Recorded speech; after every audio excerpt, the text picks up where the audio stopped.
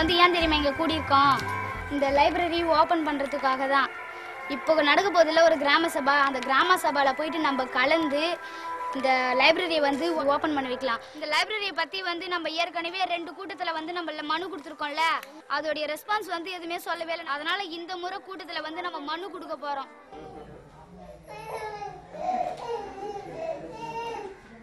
Current light ஒண்ணுமே இல்லையா?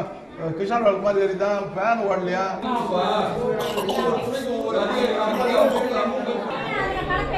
இதை வந்து அவங்களுடைய அதிகாரம் என்னவோ அதுதான் பண்ணணும். நம்ம ஒரு கோரிக்கை இதர வெளியே கோரிக்கை வந்து கொண்டு போய் சொன்னா கேட்கணும். பஞ்சாயத்து உட்பட்டு நீங்க இது ஒரு தனி நிறுவனத்துக்கு போய் பஞ்சாயத்து இதுல தீர்மானமா போகணும். கோரிக்கை அவங்க நிறைவேற்றாங்க பேர் அதிகாரி சொல்லல. அது பஞ்சாயத்துல இருந்து சொல்ற சார். அத அவங்க சொல்லி நீங்க சொல்லுங்க சார். அது அவங்க ஏத்து தம்ப கொடுங்க. நீங்க தெரியலையா? நீங்க சொல்லுங்க. அவங்க சொல்லிட்டாங்க. இன்னும் தெரியல எங்களுக்கு. அவங்க சொல்றாங்க நீங்க என்ன கோரிக்கை வைக்கிறீங்கன்னு தெரியல. கிராமத்துல வந்து லைப்ரரி எதுவும் கிடையாது. ஒரே ஒரு லைப்ரரி இருக்கு. அது வந்து உள்ள இருக்கு. நாங்க இங்க பஸ் ஸ்டாண்ட் இருக்க பசங்க கொஞ்சம் நடுவில் இருக்க பசங்களாம் அவ்வளவு தூரம் போக முடியாது. இது சமுதாயபுரத்துல ஒரு லைப்ரரி இருந்தது. ஆனா இப்ப இல்ல அது. நாங்க அதை பத்தி ஏற்கனவே இது முன்னாடி கூட்டத்துல எல்லாம் பேசியிருக்கோம். அது வந்து நீங்க எதுவும் சரியாவே எங்களுக்கு தகவல் சொல்லல. அதை பத்தி தான் இப்ப நாங்க பேச வந்திருக்கோம். ஏன்னா இப்ப எங்க ஸ்கூல்ல வந்து திடீர்னு காமராஜரை பத்தி பேசுங்க, காந்தியை பத்தி பேசுங்க, அம்பேத்கரை பத்தி பேசுங்கன்னா இப்ப எங்களுக்கு கொஞ்சம் தான் தெரியும். ரொம்பலாம் எதுவுமே தெரியாது அவரை பத்தி எல்லாம்.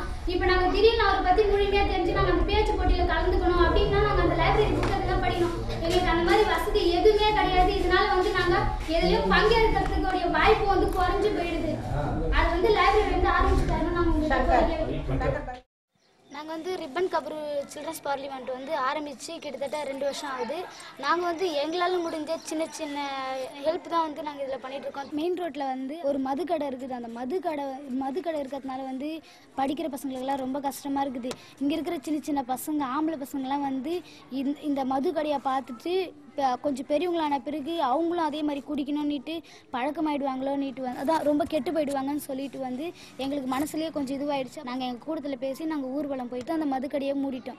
ஸ்கூலில் வந்து டீச்சர்ஸ்லாம் வந்து பிள்ளைகளை படிக்கிற டயத்தில் வந்து ஸ்கூலுக்கு வந்த உடனே இப்போ அதாவது டீ வாங்க அனுப்புறது, அப்புறம் பிஸ்கெட் பாக்கெட் வாங்கிட்டு வந்து சொல்லி, அப்புறம் குப்பை கிளாஸ் சுத்தமாக நடத்தவே மாட்டேங்கிறாங்க. உள்ள லெசன் நடத்துகிறப்ப படிக்க மாட்டுறாங்க பசங்க. பெருக்க சொல்கிறாங்க, சாணியால் சொல்கிறாங்க, குப்பை வாரி எடுத்துகிட்டு போய் கொட்ட சொல்கிறாங்க. அப்படி செய்யலைன்னா அடிக்கிறாங்க. குழந்தைகள் பாராளுமன்றத்திலும் சில்ட்ரன்ஸ்லாம் போய் நாங்கள்லாம் போய் கேட்ட உடனே சரின்னு சொல்லிட்டு சாரி சொல்லிட்டு சரி நாங்கள் இனிமேல் அதெல்லாம் செய்ய விட மாட்டோம் அப்படின்னு சொல்லிட்டாங்க. கூட்டம் போட்டோம்னா அதில் எடுக்கிற முடிவை வந்து தீர்மானமாக எழுதி அதை முடிஞ்சால் செயல்படுத்திடுவோம். அப்பயே ஒரு வாரத்திலே முடிச்சிடுவோம். அடுத்த மீட்டிங் போடுறதுக்குள்ளே இப்போ பசங்க ஒவ்வொருத்தர் வரலன்னா நாங்கள் இந்த மீட்டிங் போன வாரம் போட்டோன்னு அதை ஒரு முறையை படித்து காமிப்போம். போன வருஷம் நினைக்கிறேன் அது கொசு மருந்து அடித்தாங்க. அப்போ வந்து இங்கே அடிக்காமலே விட்டுட்டாங்க. இந்த குட்டியை சுற்றி மட்டும் அடிக்கல, மீதி இங்கெல்லாம் வந்து அடிச்சுட்டு போனாங்க. இந்த ஏரியா ஃபுல்லாக அடிக்கவே இல்லை கொசு மருந்து. அதுக்கப்புறமா வந்து எங்கள் கூட்டத்தில் வந்து முன்னாள் பிரதமர் இருந்தார். அவரு வந்து பேசிட்டாரு, மறுநாள் அனுப்புகிறேன்னு சொல்லிட்டு அன்றைக்கி மறுநாளே அனுப்பிச்சு இங்கே கொசு மருந்து அடிக்க சொல்லிட்டாங்க. இந்த கழிப்பிடம் கட்டி 6 வருஷம் ஆகுது.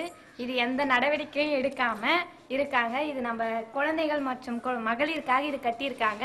கட்டி வேஸ்டாகவே இருக்கு. நாங்கள் வந்து இந்த கழிப்பிடத்துக்காக நாங்கள் போன கிராம சபா கூட்டத்தில் மனு கொடுத்துருக்கோம். இன்னும் அதுக்காக நடவடிக்கை எடுக்கிறேன்னு சொல்லியிருக்காங்க, எடுக்கவே இல்லை.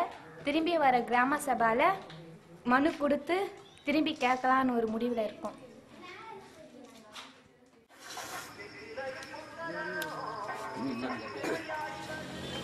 அரண்நாயில் ஃபஸ்ட்டு ஜேஜே தெருன்னு ஒரு இடம் இருக்குது. அங்கே வந்து நிறைய கம்பம் இருக்குது. அதில் லைட் இல்லை. நாங்கள் ரொம்ப வாட்டி கேட்டுகிட்டே இருக்கோம், அவங்க போடவே மாட்டுறாங்க. அடுத்து கேர்ள்ஸ் எல்லாம் நிறைய பேர் வேலைக்கு போயிட்டு வரதுனால பசங்களும் அந்த பக்கம் டியூஷனுக்கு வராங்க நிறைய பேர். குழந்தைகளோட கூட்டமைப்பு இந்த பார்லிமெண்ட் மூலமாக மனு கொடுத்து கிராம சபாவில் லைட் வரும்னு நம்புகிறோம் நாங்கள் இந்த ஸ்ட்ரீட்டுக்கு.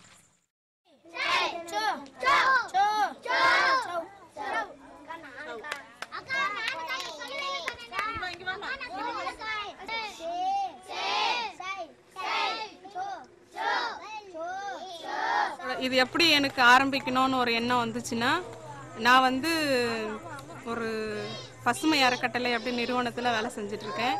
அங்கே வந்து குழந்தைகள் உரிமைக்காகவும் மற்ற தொழிலாளர் உரிமைக்காகவும் அவங்களோட கான்செப்டே அதுதான், அதுக்காக தான் வேலை செஞ்சிட்ருக்காங்க. அவங்க வந்து சில்ட்ரன் கலெக்டிவ் அப்படிங்கிற ஒரு கான்செப்டில் சில்ட்ரன் பார்லிமெண்ட் ஆரம்பித்து செஞ்சுட்டு இருந்தாங்க. என்னோட கிராமத்தில் இது செஞ்சு பார்க்கணும் அப்படிங்கிற ஒரு ஆர்வத்தில் தான் ஆரம்பித்தோம். பங்கேற்பு உரிமைக்கான குழந்தைகள் இயக்கங்களின் கூட்டமைப்புன்னு சொல்லி அந்த கூட்டமைப்பில் எங்கள் பிள்ளைங்க வந்து ஒரு உறுப்பினராக இருக்காங்க. அங்கே என்ன சொன்னாங்கன்னா, குழந்தைகளுக்கான கிராம சபையை உருவாக்கணும்.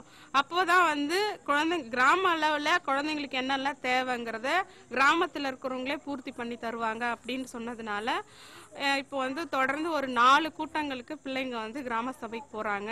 உள்ளூரில் மட்டும் செஞ்சுட்டு இருந்தோம். பக்கத்து ஊரில் வந்து எங்கள் குழந்தைங்க செய்கிறத செயல்பாட்டை பார்த்துட்டு எங்களுக்கும் ஹெல்ப் பண்ணுங்க அப்படின்னு கேட்டிருக்காங்க.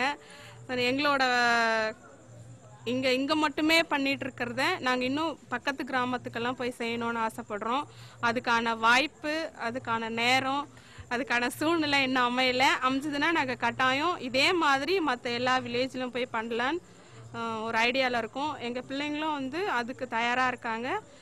எங்களுக்கு இந்த இந்தியாவிலே வந்து எங்கள் குழந்தைங்க பண்ணுற விஷயங்கள் வந்து ரொம்ப எடுத்துக்காட்டாக இருக்கணும் அப்படின்னு சொல்லி நான் ஆசைப்படுறேன்.